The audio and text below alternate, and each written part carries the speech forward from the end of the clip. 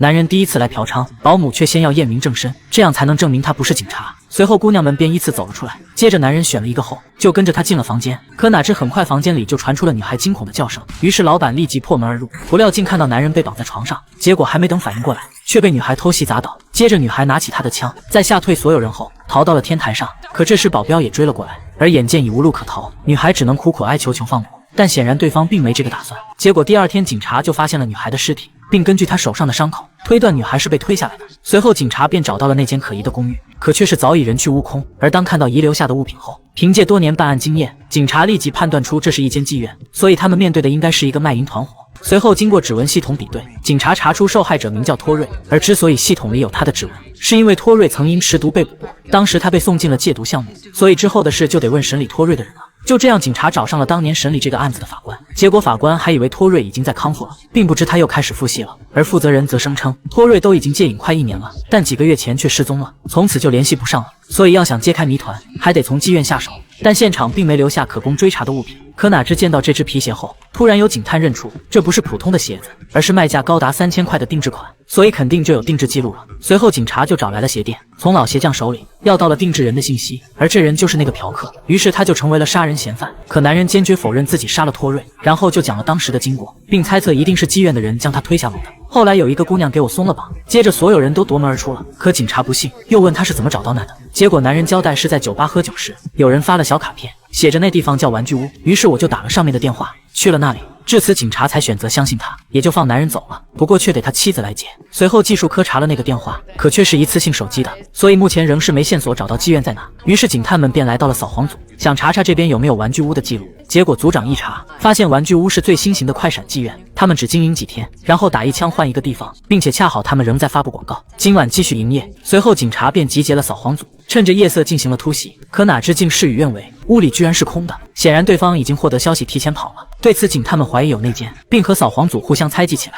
而就在双方争执不休之际，托瑞尸体旁的那把枪检测结果出来了，他竟属于一名毒贩，但那人早在逮捕中被杀了，他的枪也被作为证据封存了。所以这么看来，应是那间警察取走了枪，而这就有迹可循了。随后警察来到了证据存放室，必须先核对枪是否还在。结果管理员打开盒子后，竟震惊地发现枪居然变成了砖头，明显被调包了。而据此警察推测，最大的可能是存放时就直接放入的砖块。于是组长便找了个借口，查出了那天所有去过证据室的人员，一共有3人。接着为了确定到底谁才是内奸，警察兵分3路，分别对3人进行了24小时跟踪。结果很快就出现状况了，其中一人刚出门抽烟，就有一辆厢车开了过来，而他也迎了上去。随后车上就下来了好几个姑娘，一看就是站街的，这下可以确定他就是黑警了。接着组长就去申请搜查令了，却不料在此期间突然情况有变，俩人也等不及搜查令了，直接下令全线出击，将想要离开的嫖客全堵住，然后便冲进了屋子。结果里面又空了，肯定又是得到消息从后门逃了。不过意外的是，现场竟还留下了一个姑娘，因为喝多了没醒过来。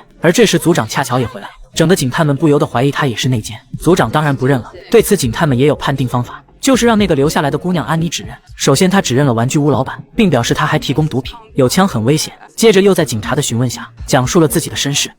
I ran away to New York when I was 15. I was on the streets. After I got busted, I tried to get clean. I went to NA, and this woman approached me and said that she was a cop, in recovery. 居然这么巧，不会是组长吧？可安妮并不知女警的名字，并且也是他把我介绍给了老板。At first, it wasn't that bad, middle-aged married men, so sex was over quick, all the drugs he wanted. But then? You needed another fix. They'd make you work for it. And if you didn't want to, they would threaten to call the cops on you, bust you for parole violation. One of the girls a few nights ago, she tried to get away. And they pushed her off a roof. They said that they would do the same to us if we tried to run.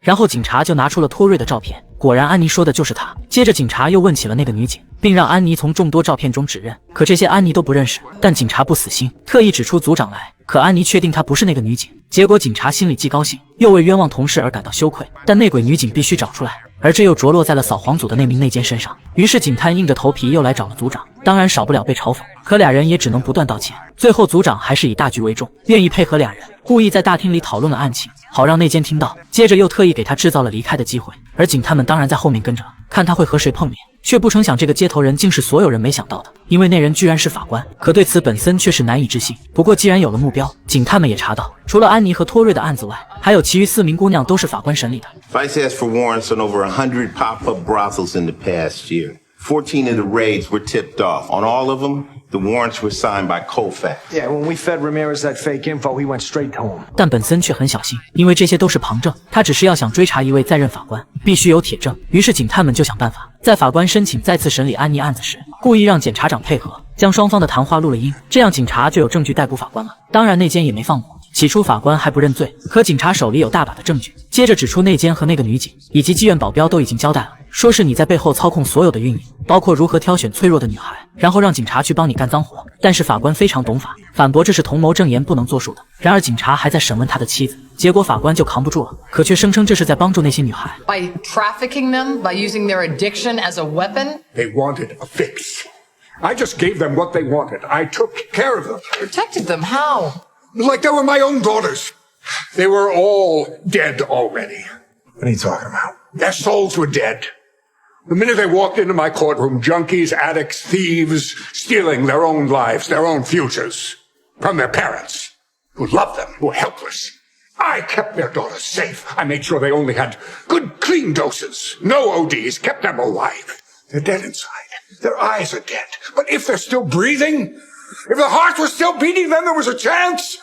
没想到法官竟是这种逻辑，属实是让人想不到。最终法官选择了认罪协议，只蹲25年牢就行了。不过按他的年纪来看，这辈子是出不来了。